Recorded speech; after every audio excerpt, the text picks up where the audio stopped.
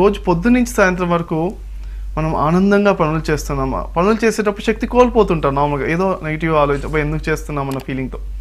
So చిరునవ్వుతో అన్ని పనుల్ని ఎంజాయ్ చేసుకుంటూ ఉన్నాను అనుకోండి. వర్క్ ఆఫీస్కి వెళ్తున్నారు ఎక్కడో చోటికి వెళ్ళేటప్పుడు ఎంత శక్తి ఉందో, నడిచిన తర్వాత శక్తి తగ్గుతుందా పెరుగుతుందా?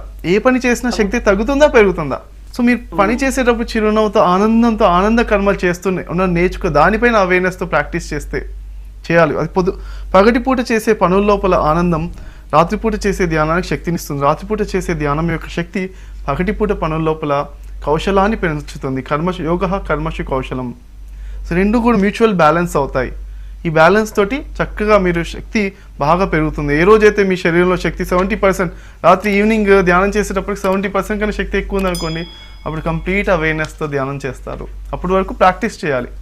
ఓకే, ఎలా అయితే కూరను ఉడికించేటప్పుడు మరి కొంత టైం పడుతుంది, కుకింగ్ టైం కావాలి కదా, ఉడకడానికి సమయం పడుతున్నట్టు మనం ధ్యానం రెగ్యులర్గా చేస్తూ ఉండాలి. దీనికి కంగారు పడాల్సిన అవసరం లేదు. ఒకటో రోజు రాలేదు అనే కంగారు పడాల్సిన అవసరం లేదు. ప్రాక్టీస్ చేస్తూ మీరు తప్పకుండా సాధిస్తారు. Wish you all the best అండి.